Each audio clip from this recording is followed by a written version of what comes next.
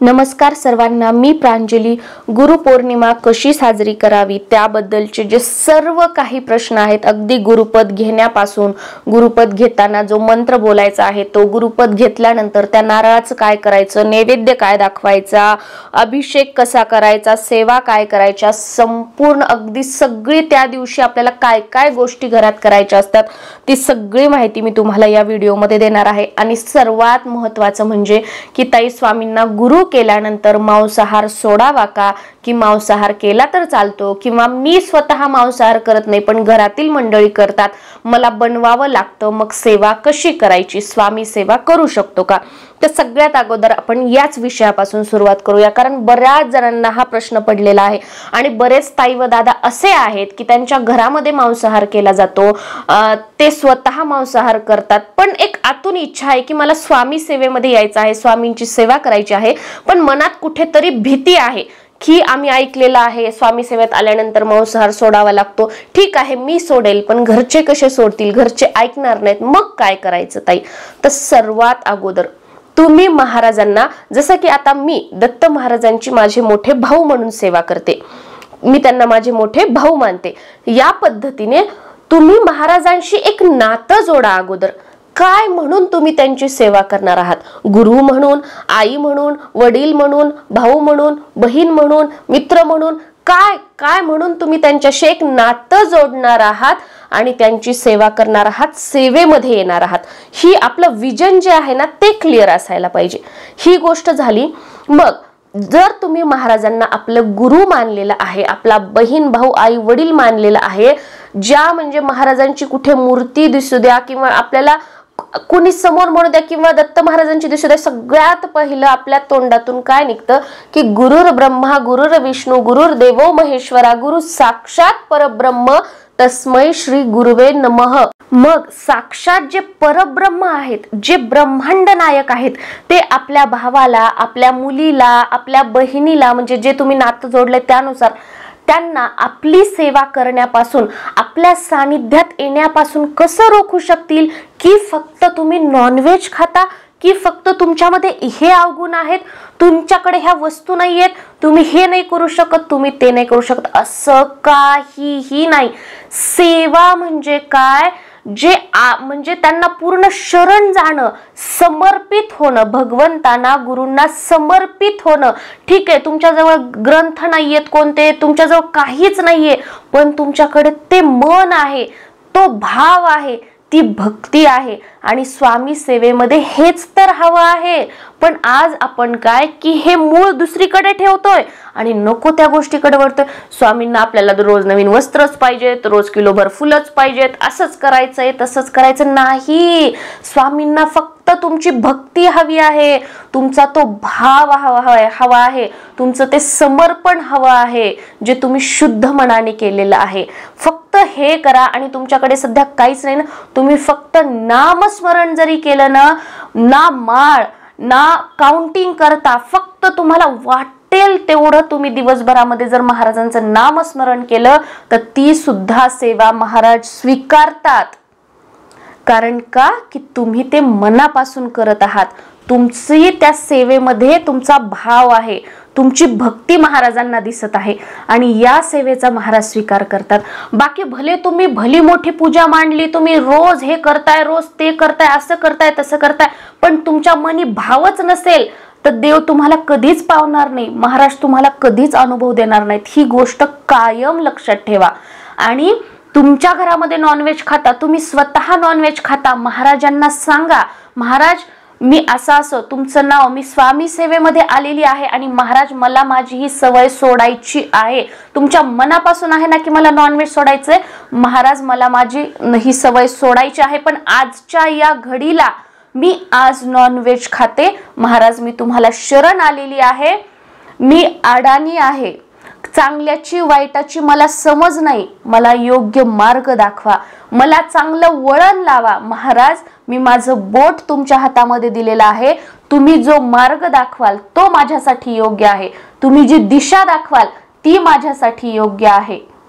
हे आयुष्य जगत असताना चांगल्या लोकांची संगत मला लाभू द्या, माझ्या हातून कधीही कोणाचं वाईट होऊ देऊ नका आणि माझ्या हातून जर कधी कोणाचं वाईट झालं असेल तर त्याबद्दल मला क्षमा करा, माझ्याकडून काही चुका झाल्या असतील त्याबद्दल मला क्षमा करा आणि त्या चुका पुन्हा पुन्हा होऊ नयेत अशी सद्बुद्धी मला द्या, असा आशीर्वाद मला द्या आणि आयुष्याच्या प्रत्येक वळणावर कायम माझ्या सोबत राहा हे बोला आणि महाराज प्रार्थना करा की माझं हे नॉनव्हेज सोडा, माझ्याकडून जशी भोळी भाबडी माझी सेवा होईल तशी सेवा करण्याचा मी प्रयत्न करेल आणि तुम्ही स्वामी सेवेमध्ये या, ते महाराज बघून घेतील तुमचं नॉनव्हेज कधी सोडायचं, काय करायचं, तुमच्या घरातून व्यसन कधी घालवायचं, फक्त तो त्या विश्वासानं तुम्ही या. नाही तर फक्त कोणाचं तरी ऐकून आले, 21 दिवस सेवा केली, मी 21 दिवसाचं पारायण केलं, मला तर अनुभवच आला नाही, 22व्या दिवशी तुम्ही ह्या सेवेची दुसरीकडे म्हणजे हे करायला लागले, हे सगळं खोटं आहे, असं तसं तसं असं म्हणजे दुसऱ्यांचं ऐकून देखवादेखवी करायचं असेल तर करू नका. तुमच्या मनातून असेल तो भाव, ती भक्ती, तर नक्कीच या आणि सगळं महाराजांवर सोपवा. फक्त एवढं करा की ज्या दिवशी तुम्हाला नॉनव्हेज खायचं असेल तर सकाळी स्नान झालं की आपल्या ज्या सेवा आहेत नित्य सेवा त्या करून घ्यायच्या, मग बाकी दिवसभर तुम्ही काय करा. आणि एक नियम बनवा की गुरुवारी मात्र नॉनव्हेज खाऊ नका, कारण गुरुवार हा गुरूंचा वार आहे, स्वामींचा वार आहे. ही एक गोष्ट मात्र आवर्जून पाळा.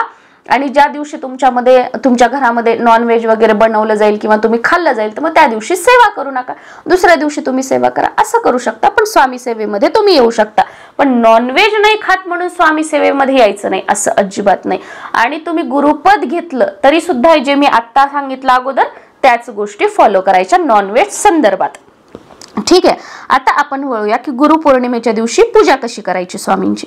एक चौरंग घ्यायचा, त्याच्यावर स्वामींचा तुमच्याकडे फोटो असेल हॉलमध्ये वगैरे लावलेला तो ठेवायचा, स्वामींची देवघरामध्ये मूर्ती असेल ती ठेवायची. त्या मूर्तीवर सुरुवातीला स्वच्छ पाण्याने, त्यानंतर पंचामृताने, परत स्वच्छ पाण्याने अभिषेक करायचा. अभिषेक करत असताना पुरुष सूक्त म्हणायचं आणि अभिषेक करायचा किंवा श्री स्वामी समर्थ, श्री स्वामी समर्थ हा मंत्र म्हणायचा आणि अभिषेक करायचा. मूर्ती स्वच्छ पुसून जागेवर ठेवायची.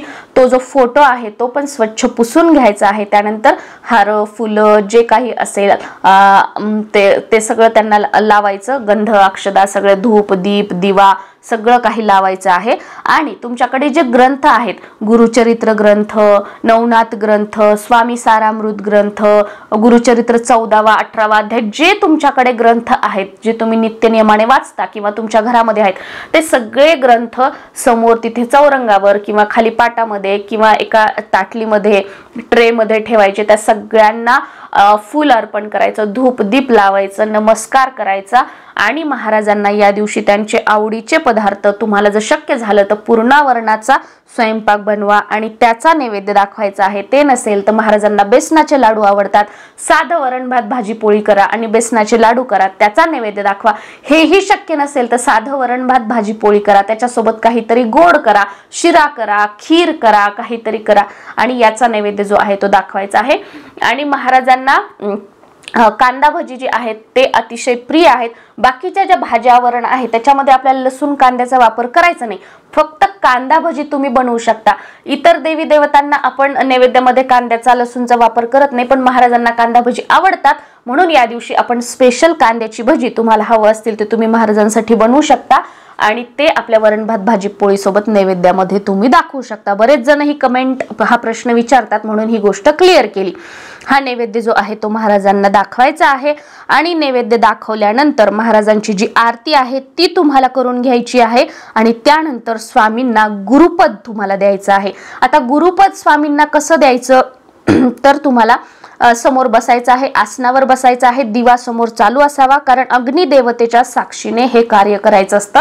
तेव्हाच स्वामी जे आहे ते आपला शिष्य म्हणून स्वीकार करतात किंवा जी आपली सेवा आहे ते देव जे आहेत ते स्वीकारत असतात असं म्हटलं जातं. म्हणून दिवा चालू ठेवायचा, आपण समोर बसायचं, आपल्या उजव्या हातामध्ये पळीने पाणी घ्यायचं, खाली तामण ठेवायचं, पाणी जे आहे ते स्वच्छ पिण्याचं पाणी घ्यायचं, आपल्या उजव्या हातामध्ये एक पळी पाणी घ्यायचं आणि त्यानंतर आता जो मी तुम्हाला मंत्र सांगणार आहे हा मंत्र म्हणायचा. हा मंत्र मी तुम्हाला खाली डिस्क्रिप्शन बॉक्स मध्ये सुद्धा देईल, याचा तुम्ही स्क्रीनशॉट काढू शकता आणि हा मंत्र सुरुवातीला हातात पाणी घेऊन आपल्याला म्हणायचा आहे.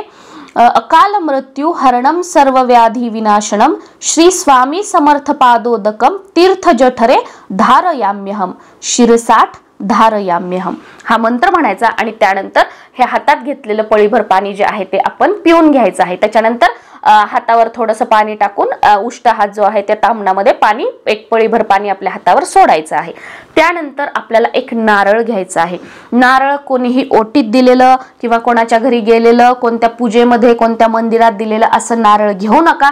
महाराजांना गुरु करण्यासाठी आपण त्या नारळाचा वापर करतोय, त्याच्यामुळे स्वतःच्या कष्टाच्या पैशाने नारळ विकत आणा।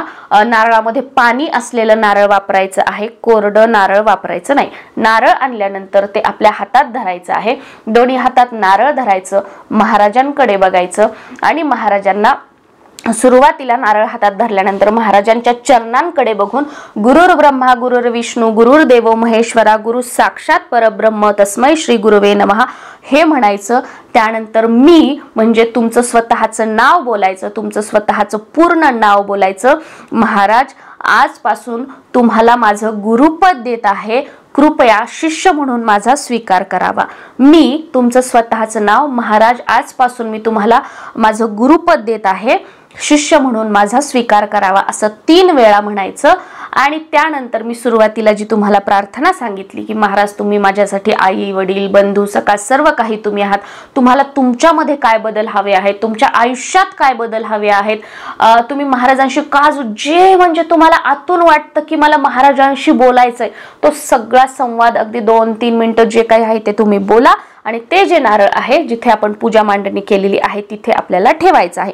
या पद्धतीने आपण महाराजांना आपलं गुरुपद दिलेलं आहे आणि आपण पुढील 1 वर्षापर्यंत पुढच्या गुरुपौर्णिमेपर्यंत त्यांचे शिष्य झालेलो आहोत। मग आजपासून आपल्याला ते पुढच्या गुरुपौर्णिमेपर्यंत न चुकता दररोज महाराजांची जी नित्य सेवा असते दररोज करायची ती आवर्जून करायची आहे। आणि या दिवशी गुरुदक्षिणा म्हणून महाराजांना की महाराज आजपासून दररोज 1 माळ मी श्री स्वामी समर्थ किंवा रोज 5 माळे किंवा मी रोज सारामृताचा 1 अध्याय किंवा रोज मी 11 वेळा तारक मंत्र जे तुम्हाला सेवा दररोज न चुकता करणं शक्य होईल तर आजपासून गुरुदक्षिणा म्हणून मी ही सेवा करणार आहे करत आहे हे सुद्धा तुम्हाला महाराजांना बोलायचं आहे। आणि त्यानंतर नारळ जे आहे ते तिथे ठेवायचं आहे। आता या नारळाचं काय करायचं आहे तर दुसऱ्या दिवशी तुमच्या घराच्या आजूबाजूला जर केंद्र असेल तर केंद्रामध्ये तुम्ही हे नारळ अर्पण करू शकता किंवा घराच्या आजूबाजूला जर कुठे दत्त मंदिर असेल तर त्या दत्त मंदिरामध्ये तुम्ही हे जे नारळ आहे ते अर्पण करू शकता। किंवा दुसऱ्या दिवशी जर तुम्हाला शक्य झालं नाही तुमच्या देवघराच्या आजूबाजूला ते तसंच ठेवा आणि जेव्हा कधी तुम्ही दत्त मंदिरामध्ये जाल किंवा केंद्रामध्ये जाल तेव्हा ते नारळ तिथे तुम्ही अर्पण करू शकता। या पद्धतीने गुरुपौर्णिमेच्या दिवशी या सगळ्या गोष्टी आपल्याला करायच्या आहेत। या दिवशी आवर्जून स्वामी सारामृताचा पाठ करायचा आहे, 11 वेळा तारक मंत्र म्हणायचा आहे आणि 11 माळी श्री स्वामी समर्थ या मंत्राचा जप करायचा आहे। श्री स्वामी समर्थ।